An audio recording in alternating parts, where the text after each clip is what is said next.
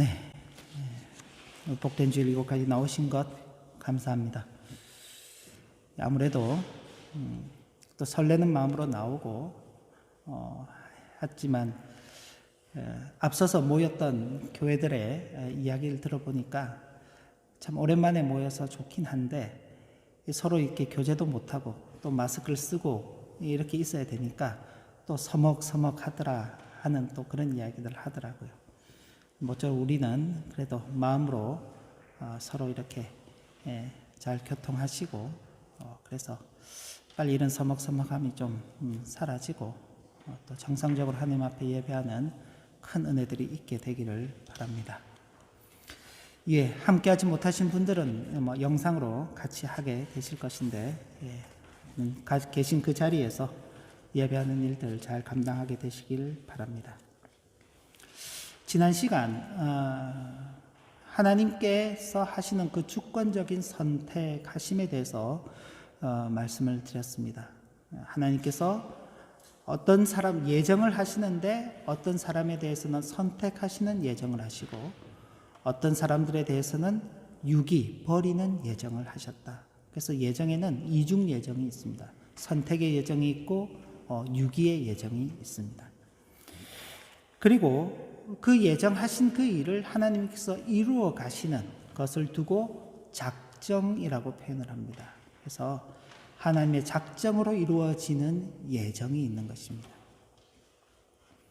그리고 그 하나님께서 그런 예정들을 하시는데 거기에는 전적인 하나님의 은혜가 담겨져 있는 것입니다. 그 내용에 대해서 오늘 조금 더 확대를 해서 살펴보기를 원합니다. 지금 이제 로마서 말씀들은 전체적으로 이방인 교회인 로마에 있는 성도들에게 보내는 서신입니다.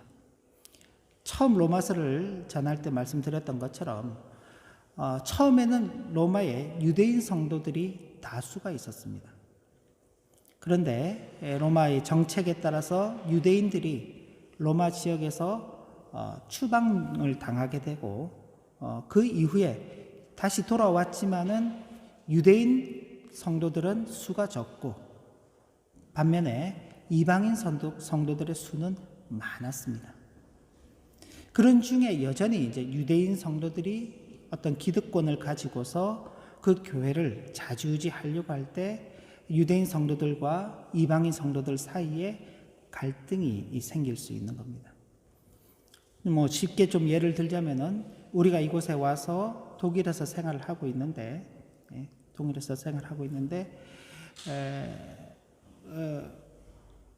원래는 우리가 좀 다수를 이루고 있었어요. 우리가 다수를 이루고 있고 독일 성도님들이 이렇게 몇 분이 이렇게 계셨는데 독일에서 정책이 이제 외국인들은 본국으로 돌아가라. 그래 정책이 펼쳐져서 어쩔 수 없이 우리가 다 본국으로 돌아갔다가 다시 그 이제 정책들이 바뀌면서 저와 여러분들 일부가 돌아오게 된 겁니다. 돌아와 보니까 여기 교회에 이제 우리 한인들보다 독일 사람들이 훨씬 더 독일 성도님들이 많아지게 된 거예요. 근데 이 교회는 우리가 먼저 세웠어요. 우리한테 이제 기득권이 있는데 근데 다수가 독일 교회 성도들이 있다 보니까 기득권을 뺏기기 싫다 보니까 서로 이제 막 알력 다툼 같은 것들이 있는 겁니다. 그런 와중에 하나님의 구원하심이라는 것은 유대인이냐 이방인이냐 그런 민족을 따라서 주어지는 게 아니다. 믿음으로 말미암아 의롭다 하심을 받은 자들에게 주어지는 것이다. 믿음으로 말미암아 의롭다 하심을 받은 자들이 누군가? 그럼 바로 우리들 아니냐? 이방인들, 너희 로마 교회 성도들 아니냐? 로마 교회 성도들은 행위로 의롭다 하심을 받은 게 없습니다. 왜냐하면 그들은 유대인들도 아니죠. 그들은 어떤 그 하나님 앞에서 내세울 것이 아무것도 없는 그런 존재들입니다. 단지 예수 그리스도를 믿는 것 외에는 자신들이 하나님 앞에 내세울 것이 아무것도 없죠. 근데 유대인들 나면서부터 아브라함의 자손이고 율법을 지키고 절기를 지키고 할례를 받고 다 가졌죠. 그런데도 불구하고 교회의 일원으로 받아들여졌을 때 그들에게는 믿음 말고는 아무것도 없는 것입니다. 믿음 말고는. 바로 그 이유 때문에 맞아. 사도 바울 말 들어보니까 유대인들은 하나님께서 버리신 것 같아. 자기들의 행위를 가지고 하나님 앞에 의롭다 하심을 받으려고 하니까 그건 사도 바울의 말이 틀린 말에 따르자면 저 유대인들은 하나님의 버리신 자들이 맞는 것 같고 우리가 하나님의 택하심을 받은 자들이야. 그렇게 이제 생각하게 되는 겁니다. 그런데 이제 그런 부분에 대해서 사도 바울이 다시금 이야기하는 게 유대인을 정말 버린 건 아니다. 유대인을 버린 게 아니다. 나도 유대인이고 나도 아브라함의 자손이다. 왜 하나님께서 그럼 유대인들을 버리셨느냐? 유대인들을 버리신 게 아니라 그 가운데에 하나님께서 택하신 자도 있고 버리신 자도 있다. 아브라함을 하나님께서 택하셨을 때 왜 아브라함을 택하셨을까요? 특별한 뭔가가 있기 때문에 아브라함을 택하신 게 아닙니다. 아브라함을 택하셨을 때에는 그저 하나님께서 그 수많은 사람들 중에 아브라함을 택했어요. 우리가 예전에 한번 거기 여호수아서를 볼 때도 확인했던 것처럼 아브라함은 자기 고향 땅에 있을 때 우상을 숭배하던 사람입니다. 아버지를 따라서. 그런 중에 있던 아브라함을 하나님께서 구별해 내신 거죠. 수많은 사람, 똑같은 사람들이 있는데 그 중에 아브라함을 하나님께서 구별해 내신 것입니다. 근데 이제 이스마엘과 이삭은 좀 다르죠. 엄마가 다른 겁니다. 한 사람은 종에게서 나고 한 사람은 자기의 정식 부인에게서 낳았죠. 그러니까 혈통이 중요하구나 라고 생각할 수 있는 겁니다. 아브라함을 택할 때는 혈통이라는 게 필요 없었습니다. 근데 이스마엘과 이삭으로 넘어가니까 혈통이 중요한 것처럼 보이죠. 정통 혈통을 따라야 되는 거구나. 그런데 야곱과 에서로 넘어가면요. 같은 아버지의 같은 어머니의 쌍둥이로 나왔습니다. 시간차도 별로 없어요. 형이 나올 때 형이 발 뒤꿈치를 잡고 나왔으니까 그죠? 정말 몇 초 정도 차이 날까? 그죠? 그런데 하나님께서 야곱은 택하시고 에서는 버리셨어요. 그럼 혈통도 중요한 게 아닌 겁니다. 바로 그 이야기를 하면서 하나님의 주권적인 선택은 사람에게 달려있는 게 아니라 하나님의 당신의 뜻대로 달려져 있다라는 겁니다. 이걸 두고 이제 이중 예정이라 그러는데 조금 앞부분은 좀 어려울 수 있는데 그래도 한번 쫓아와 보시면 교환을 보시면은 이중 예정 선택과 유기에 대한 논리적인 구분이 이렇게 나 있습니다. 논리적으로 이렇게 구분할 수 있다는 겁니다. 이중 예정이 적용되는 시기가 언제냐? 그걸 이제 성경 안에 있는 그대로 보면은 로마서 9장 11절에 그 자식들이 아직 나지도 아니하고 무슨 선이나 악을 행하지 아니한 때, 그러니까 출생하기 이전입니다. 생명이 이 땅 가운데 태어나기 이전이고 어떤 행동을 취하기 전이죠. 어떤 선한 일도 하지 않고 악한 일도 하지 않았습니다. 그러니까 하나님의 예정하심이 언제 주어지는가? 사람이 이 땅에 태어나서 선한 일을 하면은 하나님이 선택하시고 악한 일을 하면 하나님께서 버리시는 게 아니라 태어나기도 전에, 출생하기도 전에, 어떤 행동들이 있기도 전에 그 예정은 정해지는 것이다 하는 것이죠. 그리고 왜 그러면 하나님께서 이렇게 이중 예정을 하시는가? 역시 11절에 보면은 행위로 말미암지 않고 오직 부르신 이로 말미암아 서게 하시기 위해서.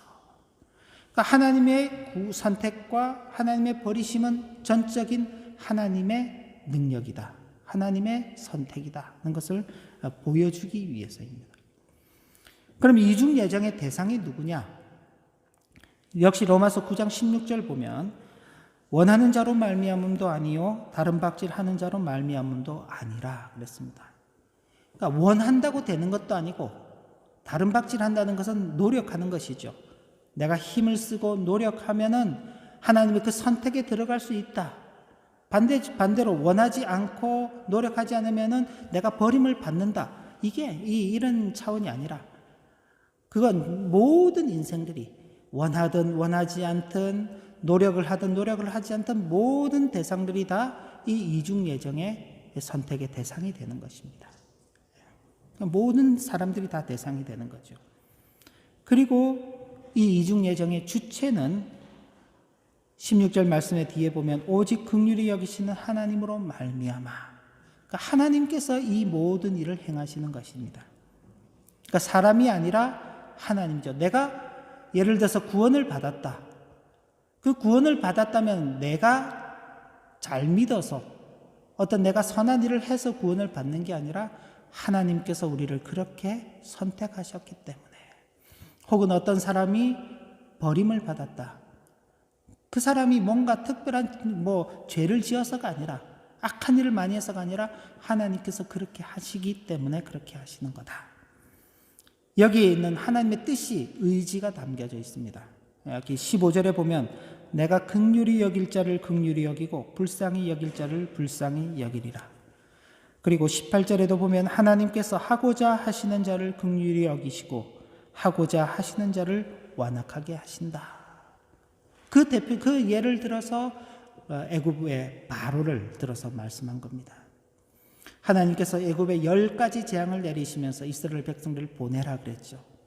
재앙이 임할 때마다 바로의 마음이 처음에는 재앙을 딱 맞게 되면은 모세를 불러서 야 제발 이 하나님께 기도해가지고 이 재앙을 멈추게 해라. 그럼 너와 너희 백성들이 하나님께 제사로 갈 수 있도록 하겠다. 예배하러 갈 수 있도록 하겠다. 근데 그래서 없애주면은 마음이 또 바뀌는 겁니다. 옛날 표현으로는 강팍하게 했다 그랬죠. 바로의 마음을 강팍하게 하셨다 하나님께서.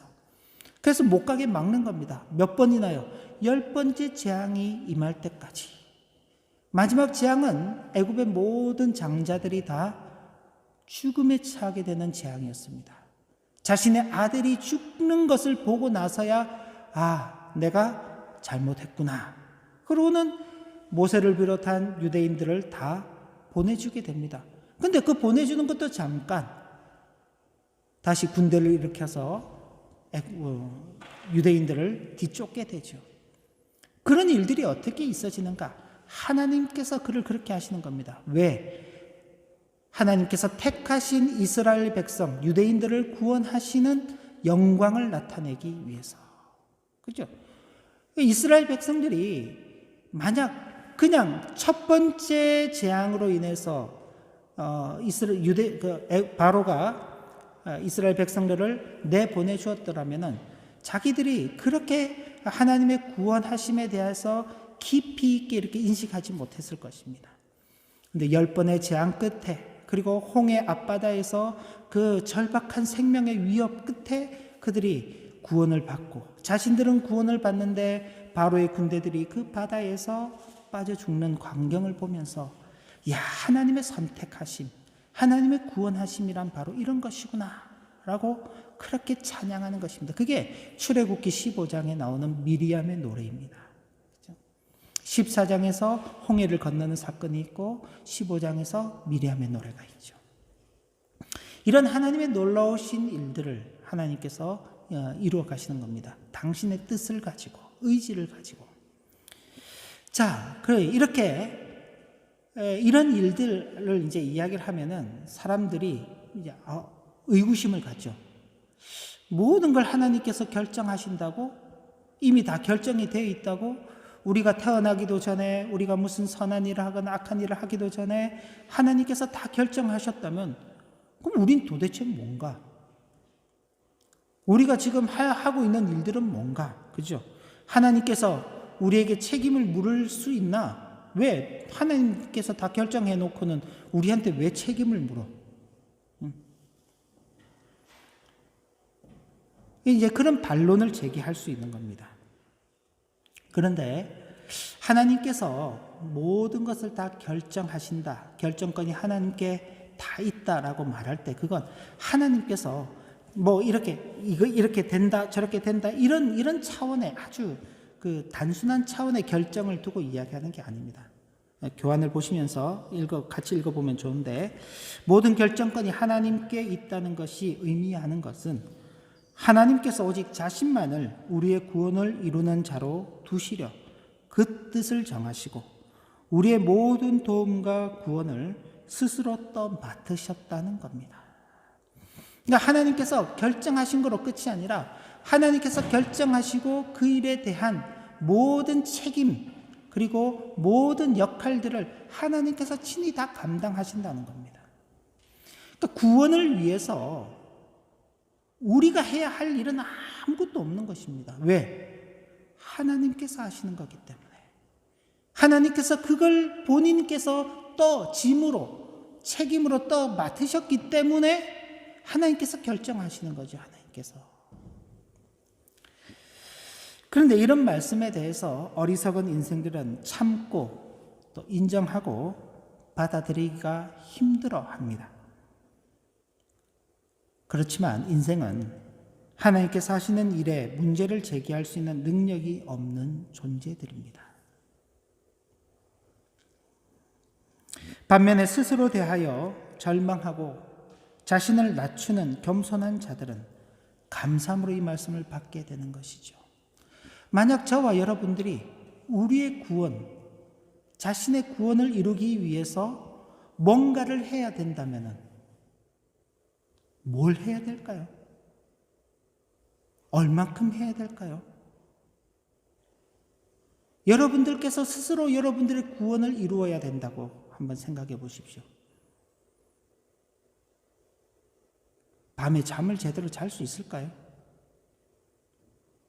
내가 내 구원을 이루지 못했는데 밤사이 자다가 생명이 끝나버리면요. 우리의 구원은 영영 물 건너가는 거죠. 그렇죠?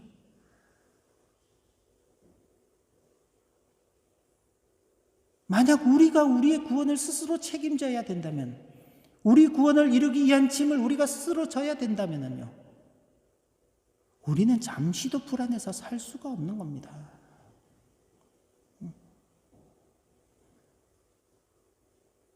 그잖아요. 우리가 지금 이 현실을 경험하고 있지 않습니까? 바이러스에 언제 감염이 될지 모르기 때문에 불안해하고, 그죠? 함부로 어딜 다니지도 못하잖아요. 예배당에 모여서도 거리를 지키고 마스크를 다 쓰고, 그죠? 왜 그런가요? 혹시라도 있을지 모르는 바이러스의 감염 때문에 조심하는 거죠. 그죠? 지금 많이 잠잠해져서 이 정도입니다. 그죠? 근데 곳곳에서 사람들이 그 일로 인해서 계속 죽어가는 사람들이 계속 늘고 있다면요. 지금도 숫자가 계속 감소가 되지 않고 계속 늘고 있다면요. 우리는 불안해서 어떤 행동도 할 수 없을 겁니다. 구원의 문제는요, 더 심각하죠. 구원의 문제는 훨씬 더 심각한 겁니다. 아마 밤잠을 자지 못하고 먹지도 못하고, 그죠? 불안과 공포 속에 떨 것입니다. 그런데 하나님께서 그것을 결정하시고 그 모든 짐을 당신이 떠안으시고 우리를 그 구원의 길로 인도해 가시는 겁니다. 다만 내 스스로는 그 구원을 이룰 수 없다라고 절망하고 한탄하는, 그래서 하나님이 아니고서는 도저히 이 은혜를 누릴 수 없다고 그렇게 인정하는 자들은 하나님께서 결정하신 그 일에 대해서 감사함으로 받을 뿐이죠. 그리고 하나님께서는 바로 그런 자들에게 긍휼을 베풀어 주시는 것입니다. 긍휼은 우리의 동정어린 심정이나 도덕적 노력에 의해서 받는 것이 아니라 하나님의 자비하심에서 비롯되는 것입니다. 그럼 우리는 지금 우리가 이렇게 모여서 예배하고 이웃을 사랑하고 원수도 사랑하고 가진 것을 나누고 살아가는 건 뭐냐? 구원을 이루기 위해서가 아니라 구원받은 자로서의 삶을 살아가는 것이죠. 구원을 받은 사람들이기 때문에 우리는 이 땅의 삶으로만 끝나는 것이 아니라 영원한 하나님의 나라에서 살아갈 자들이기 때문에 이 세상의 것이 전부가 아니에요.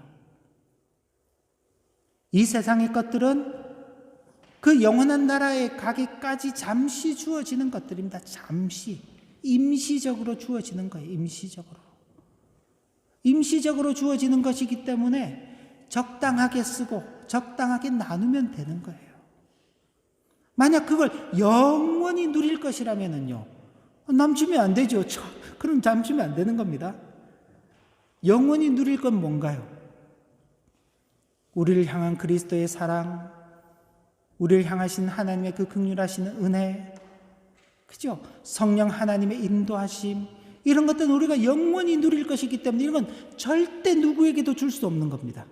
그죠? 이거는 우리가 간직하고 있는 겁니다. 대신에 이 땅에서 먹고 마시고 입고 누리는 모든 것들은 영원한 것이 아니기 때문에 그것은 우리가 영원히 간직할 이유가 없죠. 그러니까 기꺼운 마음으로 나누며 베풀며 살아가는 것입니다. 구원받은 성도이기 때문에 가능한 삶인 것이죠. 하나님께서는 우리의 구원에 대한 모든 책임을 떠맡으셨기 때문에 바로 우리는 우리의 구원을 위해서 애쓰는 게 아니라 이미 구원을 받은 자로서의 삶을 살아가게 되는 것입니다. 그걸 누린다라고 말하는 겁니다. 누린다.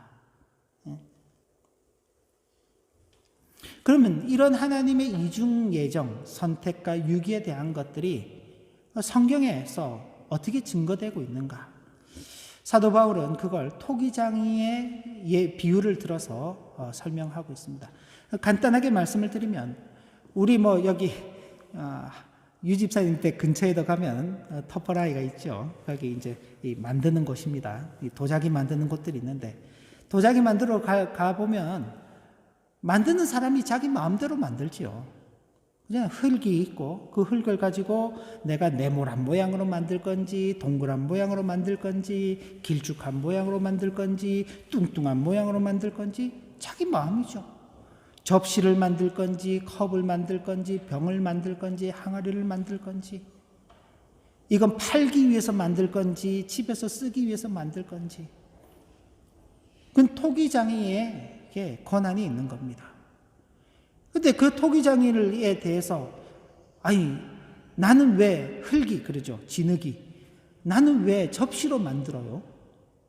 당신이 왜 나를 병으로 만들어요? 왜 나를 컵으로 만들어요? 왜 나는 동그랗게 만들어요? 그렇게 따질 수 있나요? 따질 수 없지요. 가장 일반적인 원리입니다. 마찬가지로 이 세상을 창조하신 하나님께는 토기장이가 가진 권한보다 더 큰 권한이 있는 것입니다. 그 하나님께서 어떤 사람에 대해서는 기 있을 사람으로 어떤 사람에 대해서는 천이 있을 사람으로 하나님께서 구별하시는 능력이 하나님께 있는 겁니다. 교회 안에도 그건 마찬가지. 꼭 선택과 유기의 문제만이 아닙니다. 저와 여러분들은 다 똑같이 하나님을 섬기는 사람이잖아요. 제가 여러분들보다 더 특별하지 않습니다. 그런데 저는 목사로서의 일을 하는 것이요. 하나님께서 그 일을 제게 맡기신 겁니다. 목사로서 쓰는 것이죠. 여러분들은 그 교회를 함께 이루어가는 성도들로서 이 자리에 있는 것입니다. 저와 여러분들이 다 목사면요. 성도는 없고 다 목사면 어떻게 되겠어요? 반대로 목사는 없고 다 성도만 있으면 어떻게 되겠어요? 교회가 제대로 잘 이루어지지 않는 것입니다. 그죠?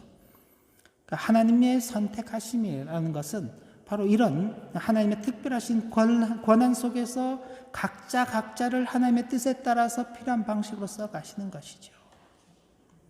그리고 호세아 선지자도 이미 이 일에 대해서 예언을 하고 있습니다. 로마서 9장 25절 26절을 보면 이렇게 기록되어 있습니다. 호세에 그래도 이르기를 내가 내 백성 아닌 자를 내 백성이라 사랑하지 아니한 자를 사랑한 자라 부르리라. 너희는 내 백성이 아니라 한 그곳에서 그들이 살아계신 하나님의 아들이라 일컬음을 받으리라 함과 같으니라. 호세아 선지자는 하나님의 선지자이면서도 불구하고 자신의 아내는요, 몸을 파는, 몸을 그 생계의 수단으로 삼아서 하는 그 여인을 부인으로 맞이합니다. 하나님께서 그렇게 하라고 말씀하셨습니다. 그건 이스라엘 백성들이 하나님을 떠나서 음행하고 있는 것들을 이 단적인 예로 보여주기 위해서 호세아 선지자에게 그렇게 하도록 명령하셨습니다. 그리고 거듭거듭 호세아 선지자는 이스라엘의 범죄함을 책망하면서 하나님께서 그들을 버리셨다, 더 이상 그들을 하나님의 자녀로 생각하지 아니하신다라고 그렇게 선언을 했습니다. 그런데 왜 그런 선언을 했는가? 그런 버림 가운데 하나님의 구별하시는 택하심을 다시 한 번 더 하나님께서 보여주시기 위해서 그 일을 정하셨다는 겁니다. 그게 이제 여기 있는 것처럼 내 백성 아닌 자를 내 백성이라. 하나님께서 분명히 그들을 심판하실 때는 하나님의 백성이 아닌 것 같았습니다. 그런데 그 심판이 끝나고 난 다음 바벨론 포로에서 회복될 때 그들은 다시금 하나님의 백성이 되는 것입니다. 하나님을 사랑하지 않던 자들이 하나님을 사랑하는 자들로 그 이름이 바뀌는 것입니다. 하나님의 백성이 아닌 자들이 하나님의 백성이라는 그 이름으로 불리게 되는 것입니다. 심판이라는 과정을 통해서, 버림이라는 과정을 통해서 새로운 선택이라는 과정으로 나오도록 하나님께서 인도해 가시는 것이죠.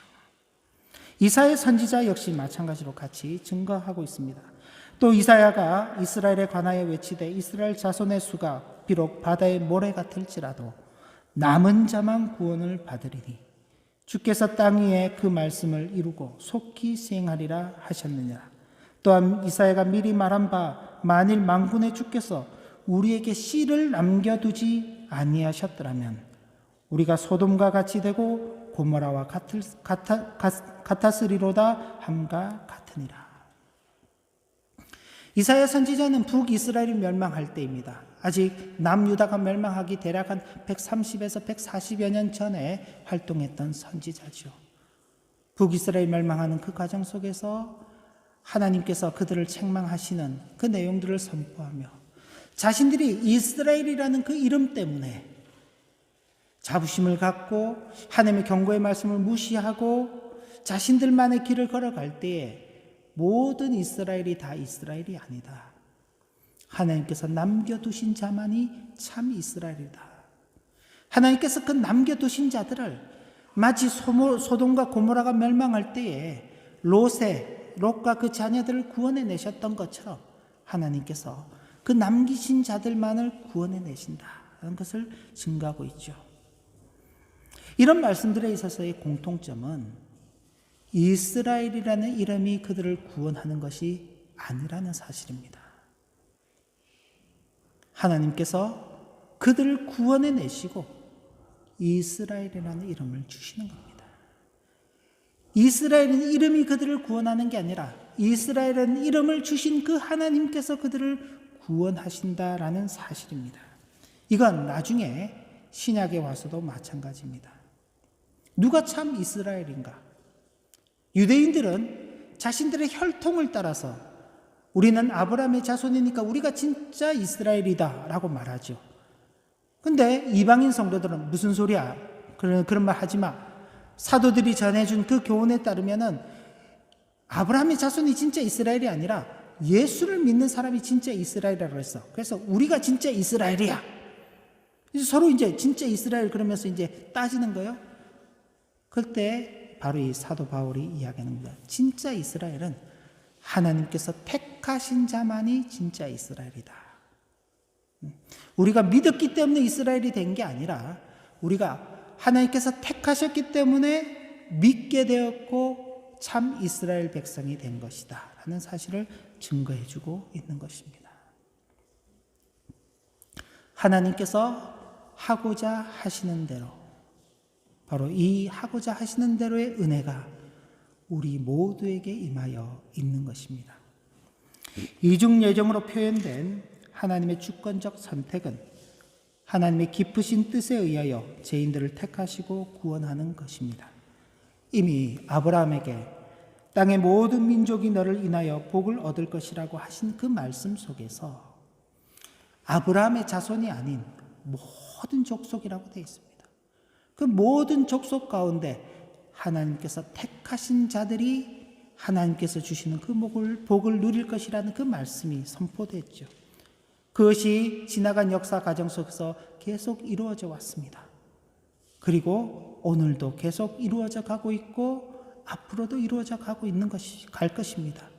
바로 저와 여러분들은 그런 하나님의 구원의 역사 속에서 살아가고 있는 자들이죠. 우리는 그때 아브라함으로부터 볼 때에는 모든 이방입니다. 우리는 모든 이방인이죠. 그러나 이제 신약시대에 우리는 이방인이라고 말하지 않습니다. 우리가 참 이스라엘이라고 말한 것입니다. 왜? 하나님께서 우리를 그렇게 택하셨기 때문에. 그래서 우리는 이런 사실을 분명히 믿고 확인하는 것이 중요합니다.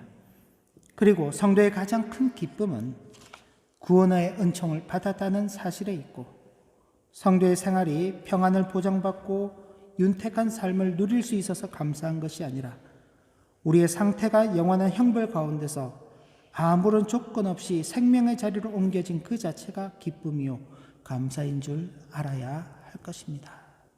아마 이건 오늘 시대를 살아가고 있는 저와 여러분들이 더욱 유념해야 할 것입니다. 행복과 감사의 기준이라는 것, 기쁨이라는 것은 많은 경우에 우리는 우리의 현실과 대비해서 느끼곤 하는데, 성도에게서 이제 참된 평안, 참된 감사, 참된 기쁨은 그런 차원을 훨씬 넘어서고 있다는 사실입니다. 이 기쁨과 감사 가운데 당면한 어떤 환난이나 역경 속에서도 능히 이기는 삶을 살아가야 하겠습니다. 환난은 인내를, 인내는 연단을, 연단은 수고를, 그리고 그 수고는 열매를 맺어간다고 우리에게 약속하셨습니다. 이 어려운 시기들을 겪어, 힘들고 어려운 고난의 시기를 겪어가면서 우리 모두가 한층 더 성장하고 성숙되는 성도들로서 그렇게 세워져 가게 되기를 바랍니다. 그리고 뿐만 아니라 이 기쁨과 감사를 모르는 많은 이들에게 전하는 사명을 감당하면서 우리 일생을 통하여 하나님의 선택하심의 그 기쁨과 감사를 누리는 그런 은혜가 있기를 진심으로 기원합니다. 기도 올립니다. 하나님 아버지, 우리가 스스로 구원을 이루어야 한다면 우리는 그 구원을 이룰 능력도 없고 힘도 없습니다. 하나님께서 우리의 구원을 이루셨기 때문에 우리는 오직 그것을 누릴 뿐입니다. 그런데도 하나님의 선택과 유기라는 이 말씀 앞에 우리가 바른 이해를 갖지 못하게 되면 오히려 이것으로 하나님을 원망하게 될 수도 있습니다. 우리가 이런 내용들의 앞에서 스스로를 겸손히 돌아보게 하시고 스스로 이룰 수 없는 그 구원을 이루어 가시는 하나님의 그 은혜에 감사하게 하시고 이미 구약에서 증거하신 대로 신약에서 이루어 가시며 지금뿐만이 아니라 앞으로도 계속 이루어 가실 그 확신 속에서 살아가는 우리의 복된 생활이 되도록 인도하여 주시고 받은 이 은혜와 이 감사와 이 기쁨을 우리만이 아니라 아직도 알지 못하는 많은 사람들에게 전하는 이 사명 역시 잘 감당하도록 인도하여 주옵소서. 예수님의 이름으로 기도 올리옵나이다. 아멘.